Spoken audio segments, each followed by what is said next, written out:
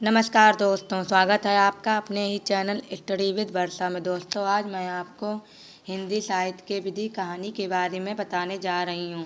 कहानी हम कैसे लिखते हैं और कैसे सुनते हैं, इसके बारे में हम आज को पूरी तरीके से बताएंगे। तो हम सबसे पहले लिखेंगे कहानी। कथा सुनने और कहने की प्रथा मानव में आदिम है। कहानी के शब्द कहना से बना है। यद्यपि कहानी सबसे प्राचीन विद्या है, क्योंकि मनुष्य के विकास के साथ कहानियों का इतिहास जुड़ा है। इस भारतीय साहित्य में दो वैदिक काल से ही कहानियों का प्रचलन चला आ रहा है, किंतु हिंदी के क्षेत्र में आज जो कहानियाँ प्रचलित हैं वो पाश्चात्य मनोभाव से ओतप्रोत हैं। कहानी आख्यायिका, गल्प, कथा आदि नामों से जानी जाती है। कहानी के स्वरूप को स्पष्ट करने वाली कई परिभाषाएं भारतीय तथा पाश्चात्य विद्वानों ने दी हैं। कहानी के जनक और प्रवर्तक एडिनर ने कहानी को संक्षिप्त आख्यान माना है जो एक बैठक में ही पढ़ा जा सके। प्रेमचंद के अनुसार कहानी ऐसी रचना है जिसमें जीवन के किसी एक अंग या मनोभाव को प्रदर्शित किया जाए। लेखक का उद्देश्य उसके चरित्र, उसकी शैली, कथा विन्यास, भाव को कहानी के माध्यम से स्पष्ट करना है। डॉक्टर लक्ष्मी नारायण लाल मानते हैं कि कहानी वह कला है जो मानव के बाद जीवन और उसके अंतरंग में बढ़ते बिगड़ते भाव समूह और समस्या को क्षणिक विद्युत प्रकाश की भांति हमारे सामने ला छोड़ती है और पाठक का मन एवं मस्तिष्क उसके भावों से घनीभूत हो जाता है। संक्षेप में कहा जा सकता है, कहानी लघु आकार की ऐसी गद्य विद्या रूपी कला है जिसमें जन्य जगत, घटना, वस्तु, व्यक्ति, परिस्थिति, भाव, विचार आदि का अनुसरण होता है।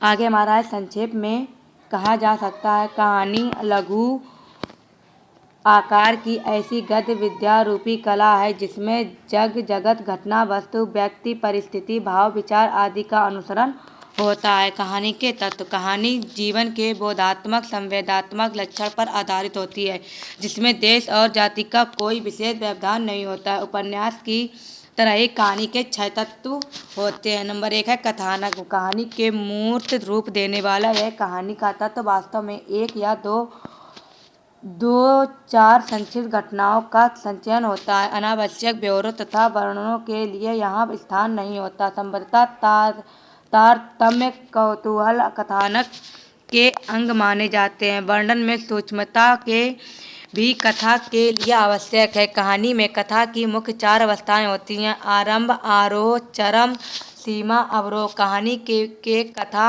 आरंभ पात्र परिचय, वातावरण चित्रण या मनोचित्रण की विशेष स्थिति में होता है। घटनाएं घात प्रतिघात आरोह कहलाएंगी। इसमें उत्पन्न परिणाम चरम सीमा पर।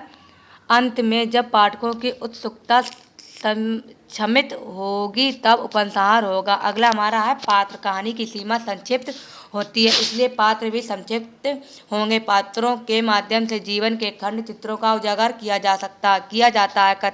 कभी वर्णनात्मक प्रणाली में कहानीकार चरित्रों का चित्रण करता है, तो कभी पात्रों के व्यवहार, संवाद उन्हें स्वयं व्यक्त करते हैं। चरित्र चित्रण की कोई भी प्रणाली क्यों ना हो, पात्र अवश्य होता है। अगला है संवाद।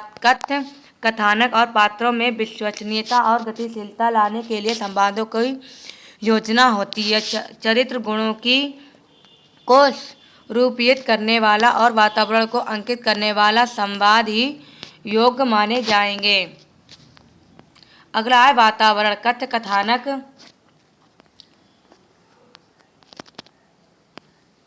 कथ्य कथानक और पात्रों की सत्यता देश काल वातावरण में उन्हें और ज़्यादा विश्वसनीय बना देती है। कहानी के सभी पात्र योग वातावरण में ही संजीव होते हैं। अगला हमारा है भाषा शैली।